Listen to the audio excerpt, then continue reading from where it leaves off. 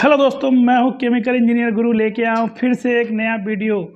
Topic वही chemical engineer. देखिए, अगर आप केमिकल इंजीनियर कर रहे हैं या करने की सोच रहे हैं तो आपको आगे जाके क्या करना है। आपको नौकरी करना है, नौकरी भी प्राइवेट सेक्टर में, गवर्नमेंट सेक्टर में, या आगे हायर स्टडी करना है। तो आप क्या करने की सोच रहे हैं। आपका एक गलत डिसीजन आपके लाइफ को बर्बाद कर सकता है। मैं इंडस्ट्री में 12 साल से काम कर रहा हूँ। मैंने बहुत सारी गलती की और उस हर गलती से मैं हर दिन सीखता हूँ।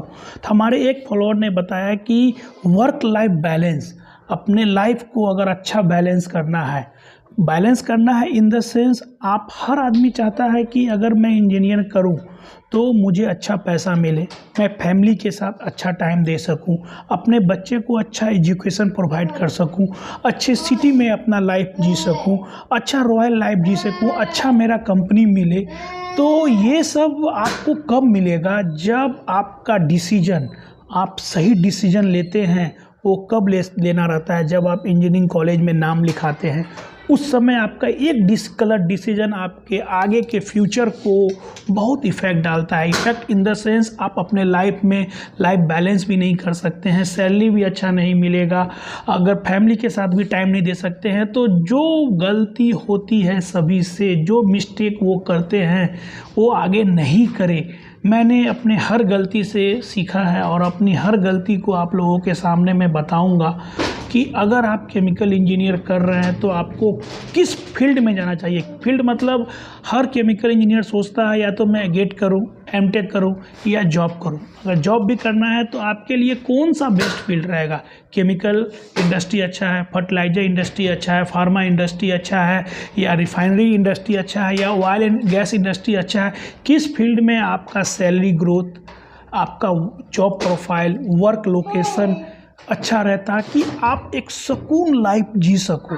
तो मैं आज आपको इस वीडियो में वो सारी बातें बताऊंगा जिससे आप अपने लाइफ को एक वेल मेंटेन लाइफ, एक सेटल लाइफ, ताकि आपको इन फ्यूचर जो मैं प्रॉब्लम फेस कर रहा हूँ, जो बाकी इंजीनियर प्रॉब्लम फेस कर रहे हैं कि इंडस्ट्री लाइफ में कितना प्रॉब्लम आता है, तो आपको सही सिलेक्शन कौन से इंडस्ट्री में आपको जाना चाहिए, तो ये सब मैं आज आपको इस वीडियो में बताऊंगा। ऐसा नहीं है कि ये केमिकल इंजीनियर के लिए ही लागू होता है, बाकी कोई भी फील्ड में अगर आप एजुकेशन आगे कर रहे हैं या करना चाहते हैं, या डिप्लोमा केमिकल है, या डिप्लोमा इलेक्ट्रिकल है, या डिप्लोमा मैकेनिकल है, या डिप्लोमा इंस्ट्रूमेंट है, तो आपको इंडस्ट्री का सिलेक्शन कैसे करना है, क्या करना है, ताकि आप एक सुकून वेल मेंटेन मतलब बैलेंस लाइफ को कैसे अच्छा सेटल करना है। जो एक मिस्टेक अगर आप गलत डिसीजन लेते हैं तो इन फ्यूचर आपको बहुत प्रॉब्लम होगा। मुझे भी हो रहा है। तो आज मैं इस वीडियो में अपनी वो सारी प्रॉब्लम जो मैंने फेस किया है, रियल स्टोरी है मेरी। मैं 12 साल से जॉब कर रहा हूँ, मैं क्या क्या प्रॉब्लम फेस कर रहा हूँ, तो आज मैं आपको वो सारी बातें बताऊंगा। तो इस वीडियो को अंत तक जरूर देखिए, बिना स्किप किए हुए, तभी आपको सारा आइडिया मिल पाएगा। तो चलिए वीडियो को मैं स्टार्ट करता हूँ। तो मैं स्टार्टिंग से मैं बताना चाहता हूँ कि ये जो वीडियो, स्पेशली मैं केमिकल इंजीनियर हूँ, तो इसमें मैक्सिमम केमिकल इंजीनियर का ही जो प्रॉब्लम मैंने फेस किया है 12 साल में, तो इसके बारे में मैं ज़्यादा बताऊँगा। देखिए, हर आदमी पढ़ने के बाद यही सोचता है कि मैं आगे जाके एक अच्छी कंपनी में जॉब करूँ, एक अच्छा सैलरी मिले, फैमिली के साथ टाइम दे सकूँ, एक बड़े सिटी में जॉब करूँ, और दूसरा अपने बच्चे को एक अच्छा एजुकेशन दे सकूं। यही सभी आदमी का एक एम रहता है। तो उसके लिए आपका एक गलत डिसीजन आपके लाइफ को बर्बाद करता है। वो कैसे करता है, मैं एक सिंपल एग्जांपल देता हूं आपको, जो सभी लोगों को पता नहीं है। केमिकल इंजीनियरिंग ले लेते हैं लेकिन उनको पता नहीं है। एक लाइव एग्जांपल, मैंने एक फॉलोअर से बात किया, वो केमिकल इंजीनियर है, जो इंजीनियरिंग करने के बाद यहाँ जॉब ढूंढ रहा है। वो एक अच्छा स्टूडेंट है, अच्छा सीजीपी लाया, उसने हर इंटरव्यू क्रैक कर लेता है, लेकिन उसका मेडिकल इशू आता है। मेडिकल में क्या, आई में जब आप मेडिकल टेस्ट देते हैं ना, मेडिकल टेस्ट देने में आपको एक लेटर पढ़ने के लिए बोलता है, 8 ABCDEF जैसा लेटर रहेगा कि ये क्या है।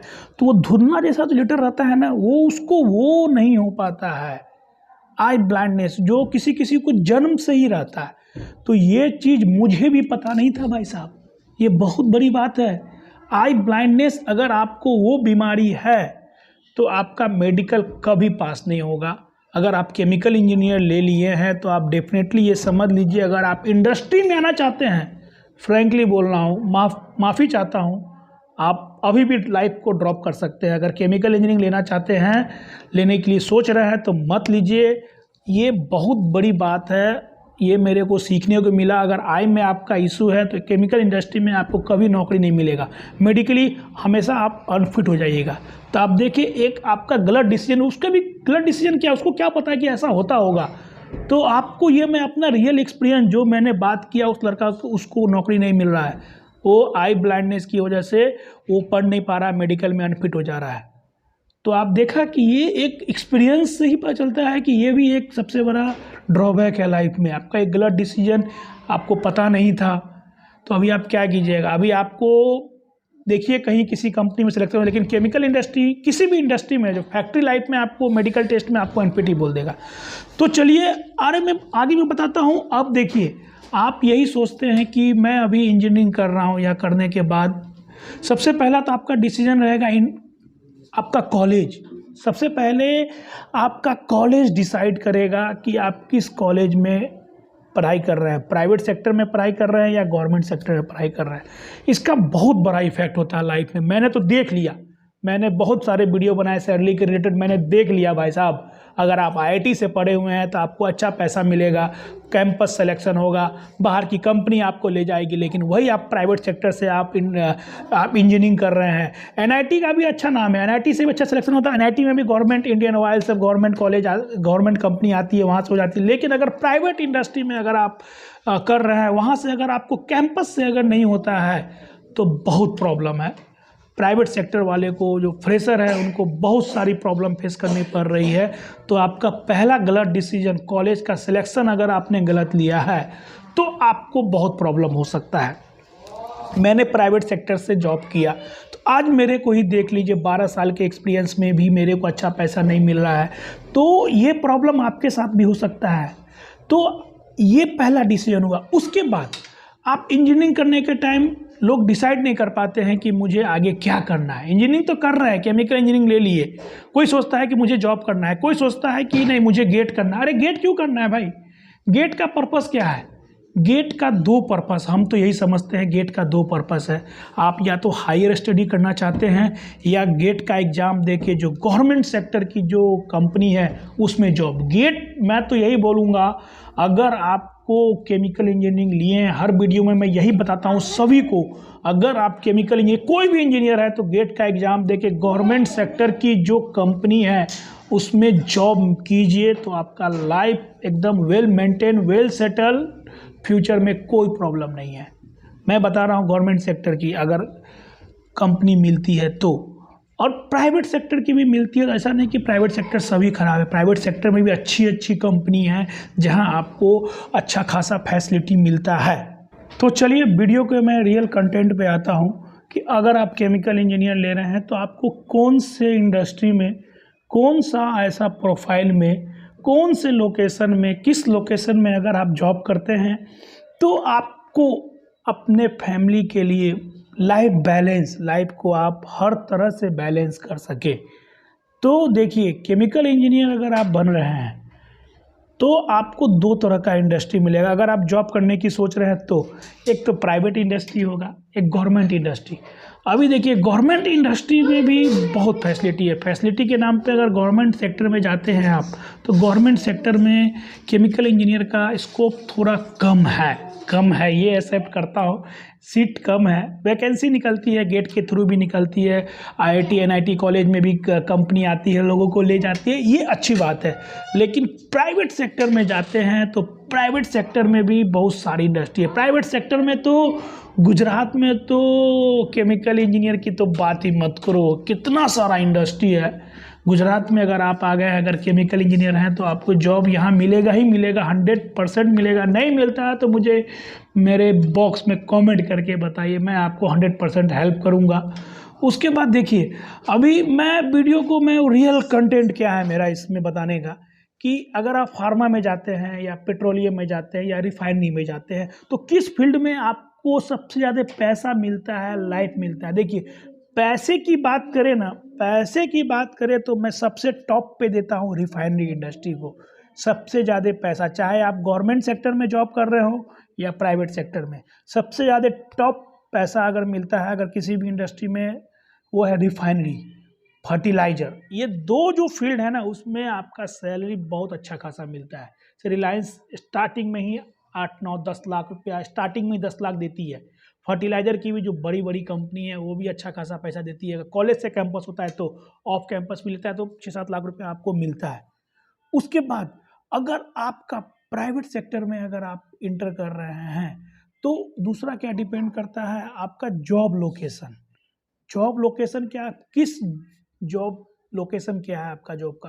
तो एक चीज़ आप समझ लीजिए, अगर आप केमिकल इंडस्ट्री, केमिकल इंजीनियर हैं तो आपका जॉब लोकेशन 2 जगह होगा।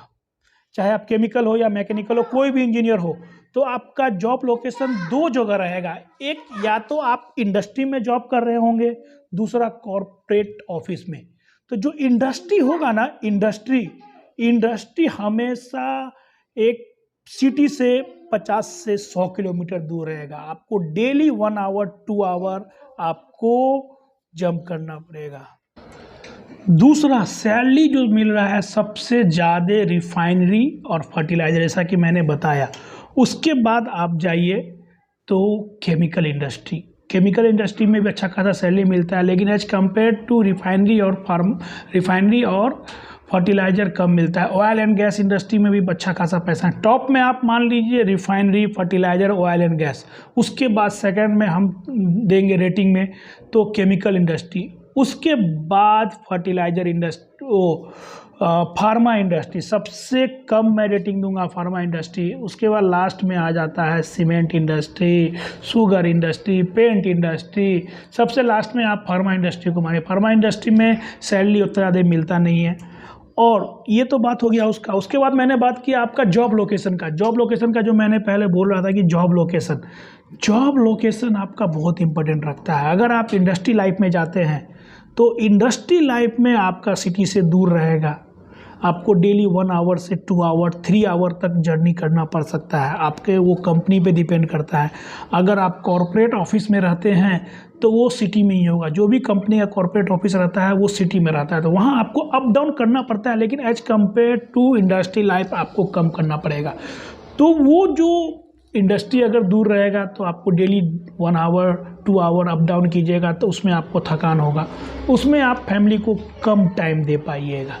अगर आप उस कॉर्पोरेट ऑफिस में हैं तो सिटी लाइफ जिएगा। और कोई भी इंडस्ट्री, जो कोई भी फैक्ट्री होती है ना, वो सिटी बड़े बड़े सिटी में नहीं रहे, छोटी छोटी सिटी में रहती है। जैसे दहेज देखिए, दहेज के जो भी लोग रहेंगे वो भरूच में रहेंगे। तो आपको भरूच एक छोटा सा सिटी है, तो उस सिटी में आपको रहना पड़ेगा। तो जहाँ पर एजुकेशन आपको प्रॉब्लम, आप चाहिएगा कि हम बड़ा स्कूल में नाम लिखाएं, बड़े बड़े स्कूल में, बड़े बड़े कॉलेज में, बड़ा बड़ा इंस्टीट्यूट हो, तो आपको ये प्रॉब्लम होगा। तो ये एक बहुत बड़ा इंपॉर्टेंट फैक्टर है, आप समझ लीजिए। अगर आप इंडस्ट्री लाइफ में आना चाहते हैं, अगर इंडस्ट्री में जॉब करना चाहते हैं, तो आपको पहला प्रॉब्लम, आपको बड़े सिटी में आपको जॉब नहीं मिलेगा।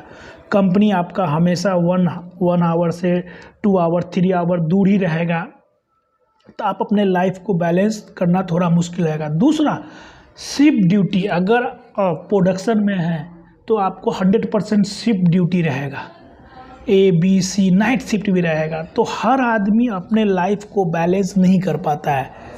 आप इंजीनियरिंग कर लेते हैं, मैंने भी इंजीनियरिंग कर लिया, मैं तो एडजस्ट कर लिया, लेकिन हर लोग भाई एडजस्ट नहीं कर पाता। अगर उसको सुबह 5 बजे उठ के जाना पड़े, B में जाना पड़े, तो भैया बोलता है ना भैया 2 महीना ड्यूटी करता है, भैया ना भैया मेरे से नहीं होगा, हम तो चले, हम आगे M.Tech कर लेंगे, भैया ना भैया हमसे शिफ्ट ड्यूटी नहीं होगा।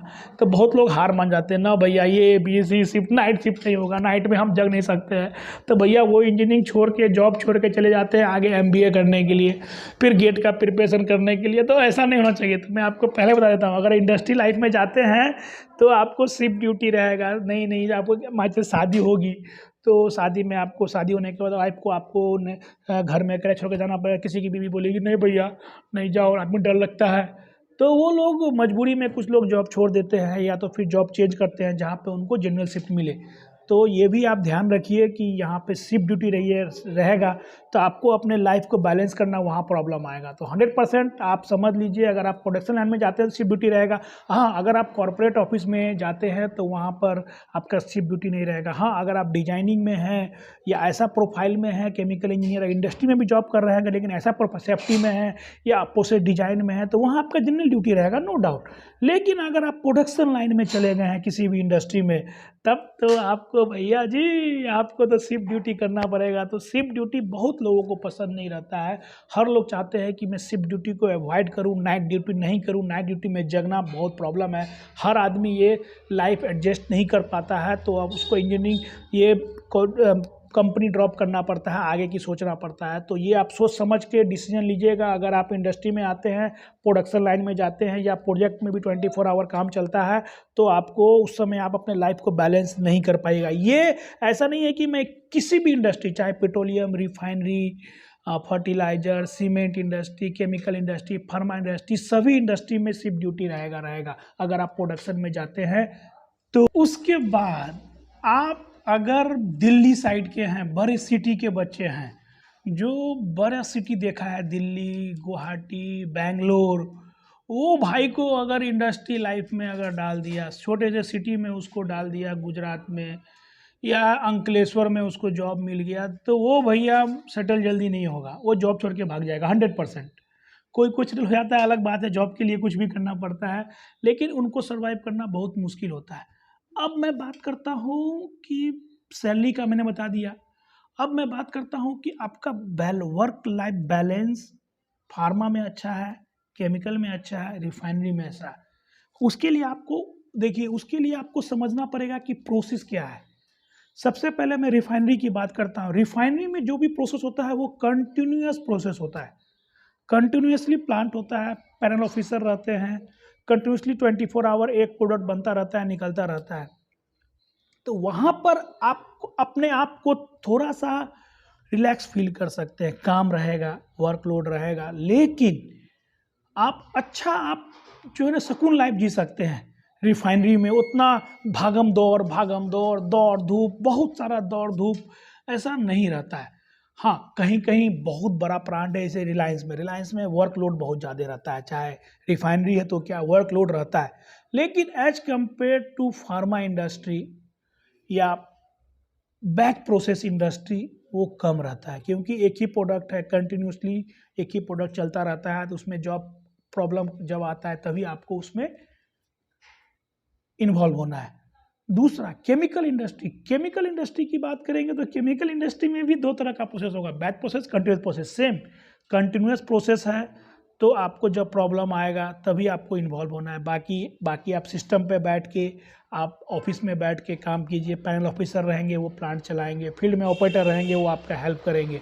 मैनुअली एक्टिविटी कम आएगा, जब प्रॉब्लम आएगा तभी आप कंटिन्यूस प्रोसेस में इन्वॉल्व होते हैं। बाकी आपको सिस्टम पे बैठ के काम करना रहेगा, डॉक्यूमेंटेशन करना रहेगा। लेकिन सबसे ज़्यादा लाइफ पूरा हेक्टिक लाइफ है कहाँ? Pharma industry.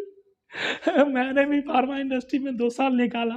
फार्मा इंडस्ट्री में बता देता हूँ 24 आवर आपको चलते ही रहना है, बैठने का टाइम नहीं। अगर प्रोडक्शन में है तो, मैं प्रोडक्शन की बात कर रहा हूँ एज ए केमिकल इंजीनियर, अगर प्रोडक्शन में अगर आप काम कर रहे हैं ना तो 24 आवर एक रिएक्टर चलते रहते हैं। तो प्लांट तो 24 आवर चलता है, लेकिन आपके पास टाइम नहीं रहता है, टॉयलेट करने का भी, पानी पीने का भी टाइम नहीं मिलता है। इतना लोड रहता है फार्मा इंडस्ट्री में। मैंने देखिए काम किया इसलिए मुझे पता है, बाकी कहीं काम नहीं होता होगा वो अलग बात है। लेकिन मैंने जो फील किया, वर्कलोड बहुत रहता है, उसका सिस्टम बैच प्रोसेस रहता है। आपको हमेशा हर 1 घंटे पर आपको बैच प्रोसेस पे रीडिंग डालना रहता है, प्रोसेस देखता कंटिन्यूसली मॉनिटर करना रहता है। और हर एक प्रोसेस के बाद दूसरा प्रोसेस अभी ले सकते हैं। एक रिएक्टर में मल्टीपल पर्पस प्रोडक्ट रहता है, तो हरदम कुछ ना कुछ काम रहता ही रहता है। फार्मा इंडस्ट्री में आपको सुकून नहीं मिलेगा, आप थोड़ा भी नहीं बैठ सकते हैं, रिलैक्स लाइफ नहीं रहेगा आपको। एक चीज़ समझ लीजिए।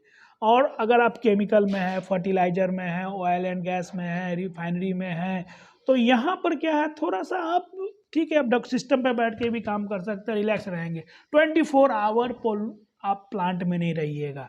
लेकिन अगर आप फार्मा में हैं, अगर आप केमिकल इंडस्ट्री में भी, लेकिन अगर आप प्रोजेक्ट फेज में चल रहा है, प्लांट में प्रॉब्लम है, सॉलिड हैंडलिंग है, तो वहाँ भी आपको प्लांट में तो रहना ही पड़ेगा। हाँ, दूसरा सबसे इम्पोर्टेंट जो मैं बोलने वाला हूँ, पॉल्यूशन।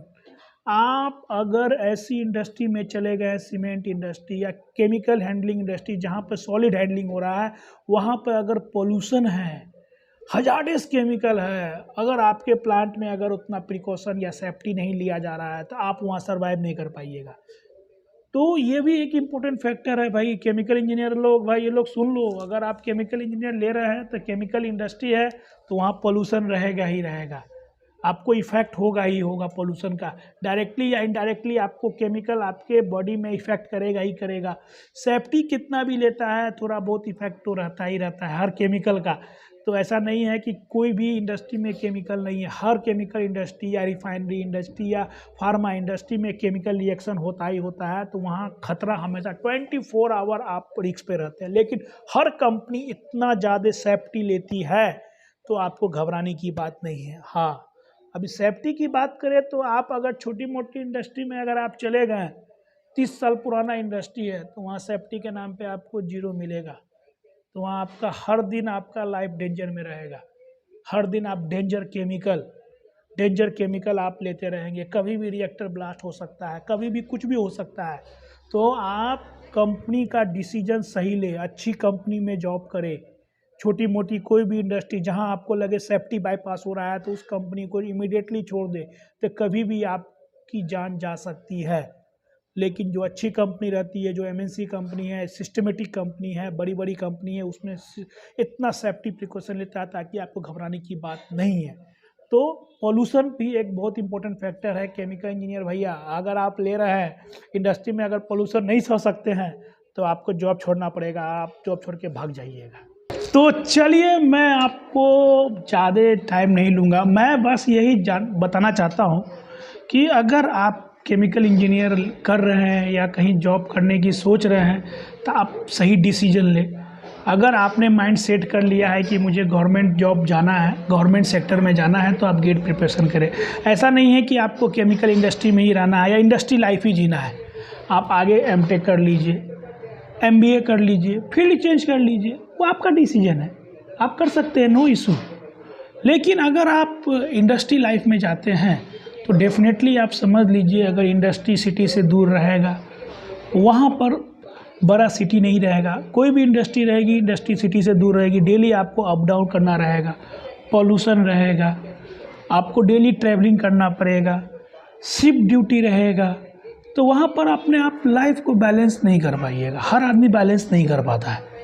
तो ये सोच समझ के ही आप डिसीजन लीजिएगा कि आप बैलेंस कर सकते हैं कि नहीं कर सकते हैं। दूसरा, इंडस्ट्री का भी सिलेक्शन करना बहुत ज़रूरी है। ऐसे इंडस्ट्री में मत चले जाइए जहाँ पर भैया खुद के लिए भी टाइम नहीं दे पा रहे हैं। फार्मा इंडस्ट्री है जहाँ बहुत वर्कलोड रहता है, जहाँ आप थक हार के आइए, सो जाइए, घर पे आने के बाद भी आपको फ़ोन आएगा, टॉर्चर ही होगा, तो ऐसे कंपनी में भी आपको ज्वाइन नहीं करना है।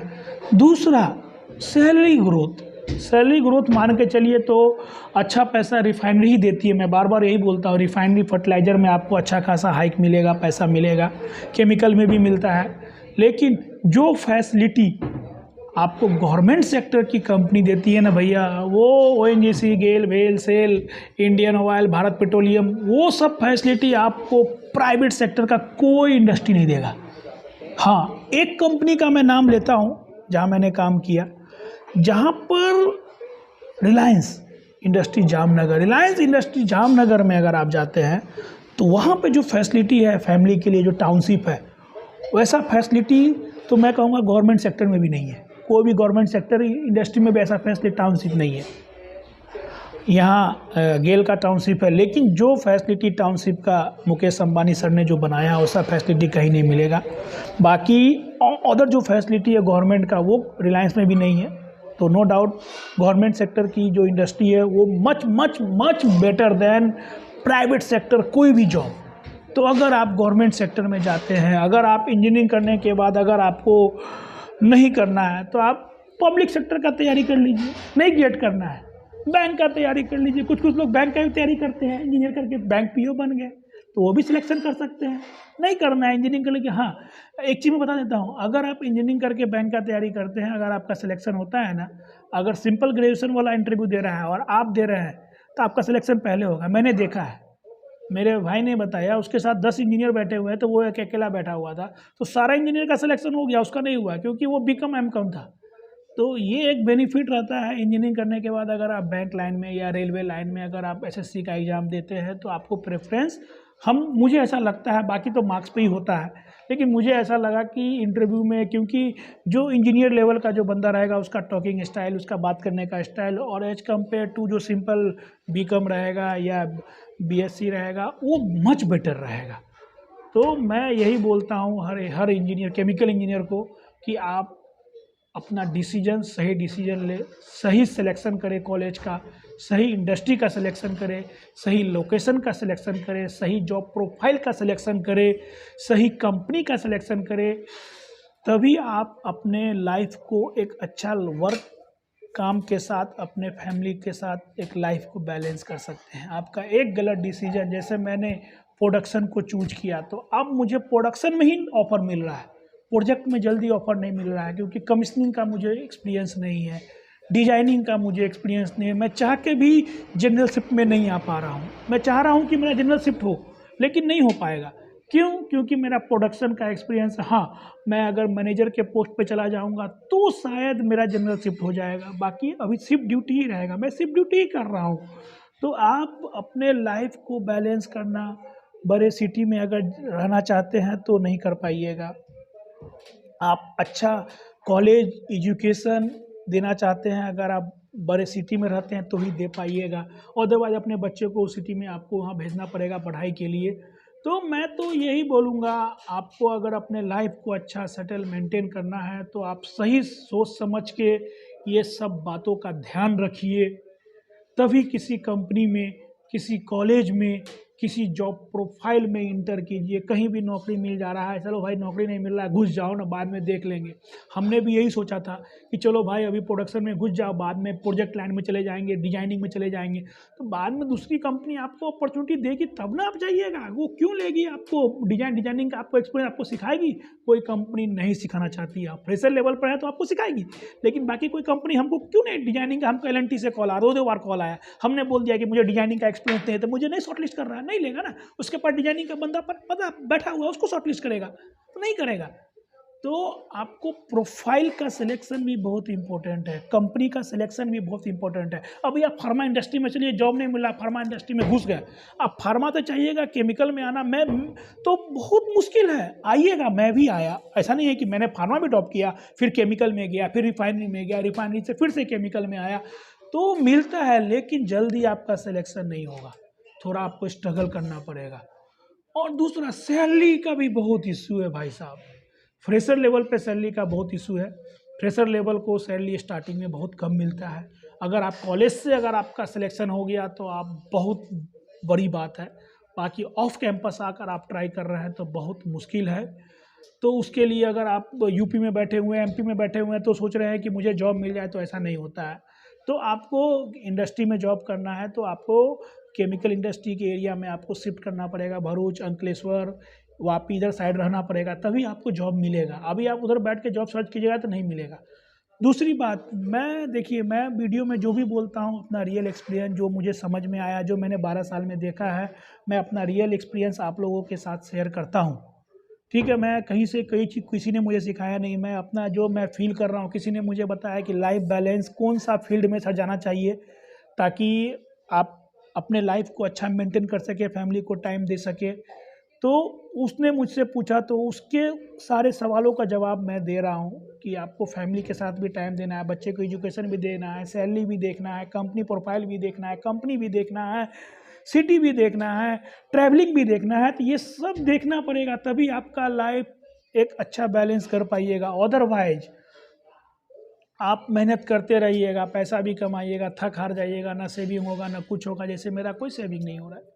तो सिटी का भी सिलेक्शन करना बहुत ज़रूरी है, कंपनी का भी सिलेक्शन करना बहुत ज़रूरी है। जॉब चेंज करने से पहले भी आप 10 बार सोचिए कि किस सिटी में हम जा रहे हैं, वहाँ पर क्या एजुकेशन है, क्या रहने का है, ये सब पता कीजिए पहले, तभी जॉब चेंज कीजिए। तभी आपका लाइफ, ऐसा नहीं है आप सेटल हो गए हैं फिर जाके जॉब चेंज कर लीजिए, फिर आपका लाइफ फिर से डिस्टर्ब हो जाएगा, एजुकेशन डिस्टर्ब हो गया, रहने का स्टाइल, खाने का स्टाइल, इन्वायरमेंटल सब चेंज हो जाएगा।